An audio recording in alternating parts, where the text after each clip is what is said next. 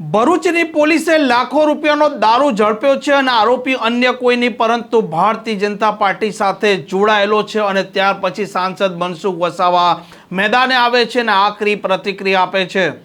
વૈષ્ણવજન તો તેને કહીએ જે પીડ પરાઈ જાનાને રે। નમસ્કાર, આપ જોઈ રહ્યા છો નવજીવન ન્યૂઝ અને હું છું આપની સાથે તોફિક ગાંચી। ગુજરાતમાં અલગ અલગ જગ્યાએ જે પ્રકારે બુટલેગરો દારૂ લાવતા હોય છે અને ત્યાર પછી પોલીસ દરોડા પાડે છે અને આરોપીઓ છે તેમને ઝડપતી હોય છે અને કેટલાક કિસ્સામાં વર્તમાન સમયની જે સરકાર છે તે ભારતીય જનતા પાર્ટી સાથે સંકળાયેલા કેટલાક લોકો પણ આરોપી તરીકે નીકળે છે અને આવો જ મામલો ભરૂચમાંથી સામે આવ્યો છે, જેમાં ભરૂચની એલસીબીએ લાખો રૂપિયાનો દારૂ છે તે દમણથી આવી રહ્યો હતો તેવી બાતમીના આધારે ઝડપ્યો અને આરોપી નીકળે છે દિનેશ વસાવા ભારતીય જનતા પાર્ટી સાથે સંકળાયેલો છે। તે બાબત સામે આવતા ખળભળાટ મચી જવા પામ્યો હતો, કેમ કે સત્તા પક્ષ સાથે સંકળાયેલો કોઈ વ્યક્તિ દારૂના ધંધામાં ઝડપાય તો સહજ છે કે સવાલો ઊભા થાય અને ત્યાર પછી સાંસદ મનસુખ વસાવા સામે આવે છે અને ભાજપ સાથે જ સંકળાયેલો આ કાર્યકર દારૂના ધંધામાં ઝડપાતા આકરી પ્રતિક્રિયા આપે છે।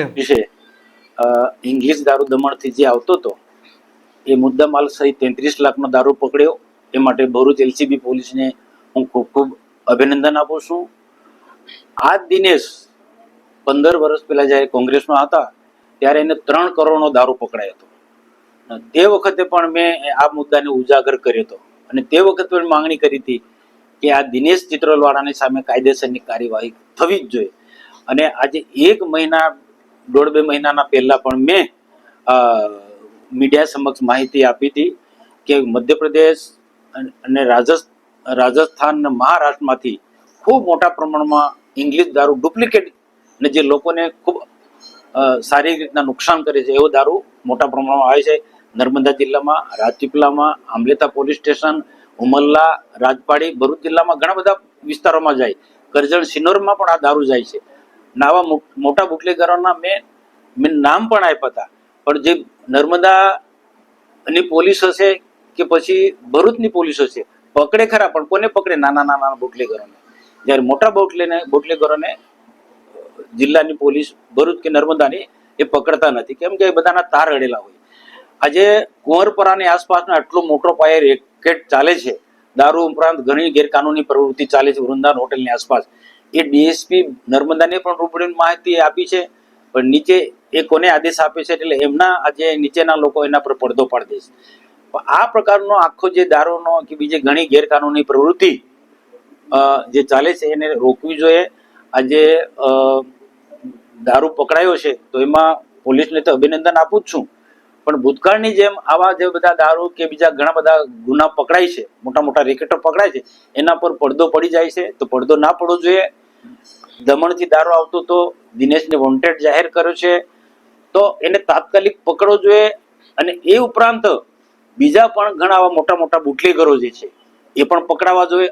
અમે ખૂબ પ્રેશર કરીએ છીએ તો કોને પકડે? મોટા બુટલેગરોને પોલીસ પકડતી નથી, નાના ટાબરિયાઓને પકડે છે, નાનો ધંધો કરનારે પકડે છે ખાલી દેખાડવા પૂરતો। તો ખરેખર આવા મોટા બુટલેગરોને પકડવા જોઈએ અને જ્યાંથી દારૂ આવતો હોય ત્યાંથી એ મેન માલિક કોણ છે એને પકડવો જોઈએ। આ જે રીતના દિનેશ ચિત્રોલને પકડ્યો અને વોન્ટેડ જાહેર કર્યો છે એ રીતના બીજા ઘણા બધા મોટા બુટલેગરોને પણ જાહેર કરવા જોઈએ। તો આજે મારે ભરૂચની પોલીસને મારે આગ્રહ છે કે એને કોઈ પણ પ્રકારના ઉપર પડદો ના પાડવો જોઈએ। અને બીજા ભરૂચ જિલ્લાની અંદર ઉમરલા છે, રાજપાડી છે કે ઝઘડિયા વિસ્તારની અંદર ઘણી બધી જગ્યાએ ભરૂચ શહેરમાં પણ આવા મોટા બુટલેગરો જે છે એ કરજણ સિનોરમાં પણ જે મોટા બુટલેગરો છે એ બધાનો દારૂ પકડાવવો જોઈએ અને એકની સામે કાર્યવાહી થવી જોઈએ એવું હું સ્પષ્ટ માનું છું। હું ભાજપમાં રહીને કોંગ્રેસમાંથી ભાજપમાં આવ્યો, કેમ આવ્યો અને એની છોકરીની ટિકિટ પણ આપવા? જો એ કોંગ્રેસમાં હતા ત્યારે ચિત્રોલમાં દારૂ પકડાયો, એ 3 કરોડ રૂપિયાનો દારૂ પકડાયો હતો। તે વખત પણ અમે કાયદેસરની કાર્યવાહી કરી હતી। એ પછી એમાંથી આ ધંધો આ પ્રકારનો ચલાવવા માટે ભાજપમાં રહીને સરકાર ભાજપને એટલે આ ધંધો ચલાવવા માટે બુટલેગર તરીકેનો ધંધો એ ભાજપમાં આવ્યા પછી પણ એના છોકરીને તે વખત પણ ના પાડી હતી કે બુટલેગર છે, બુટલેગરની છોકરીને ટિકિટ ના અપાય, પણ તે વખતે આંબલીથાની સીટ પર એમની દીકરીને ટિકિટ આપીને જીતી ગઈ. અને ફરી પણ પાછી હમણાં આંબલીથાની સીટ એ પુરુષની સીટ હતી, તો છતાં પણ નીલ રાવ ખબર ને કોકના દબાણમાં આવી અને એ આંબલીથાની સીટ પુરુષ સીટ હોવા છતાં પણ દિનેશની દીકરીને એ જિલ્લા પંચાયતની સીટ આપી, ત્યાંથી લડાવી.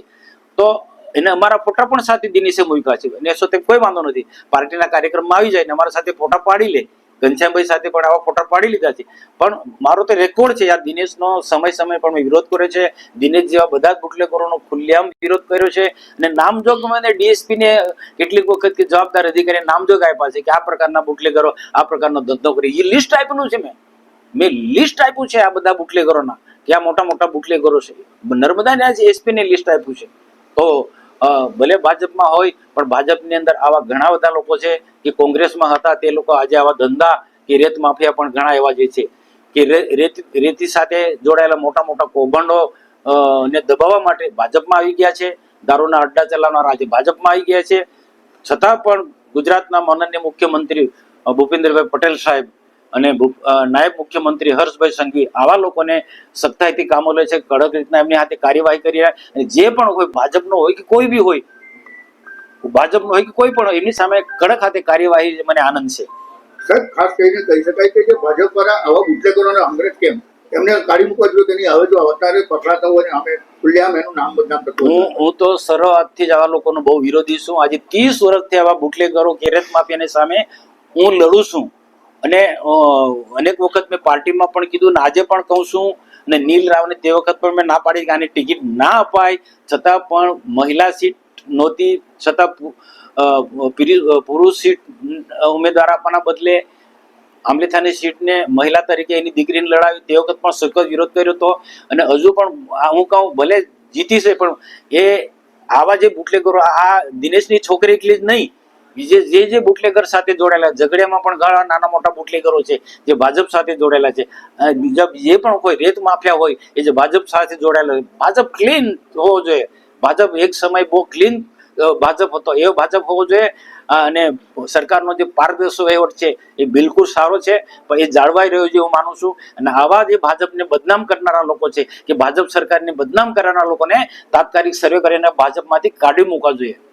આમ સાંસદ મનસુખ વસાવાએ ભરૂચ એલસીબી છે તેમના આ કાર્ય છે તેને બિરદાવ્યું છે. સાથે આ દિનેશ વસાવા જે આરોપી તરીકે ઝડપાયો છે તેની પર તેમણે પોલ ખોલી છે અને કહ્યું છે કે દારૂનો ધંધો કરતો હતો, બુટલેગર હતો, તે કારણસર તે ભારતીય જનતા પાર્ટીમાં જોડાઈ ચૂક્યો છે અને આવા વ્યક્તિઓ અસ્વીકાર્ય છે. આ પ્રકારના સમાચાર માટે નવજીવન ન્યૂઝની ચેનલ સાથે જોડાયેલા રહો. નમસ્કાર.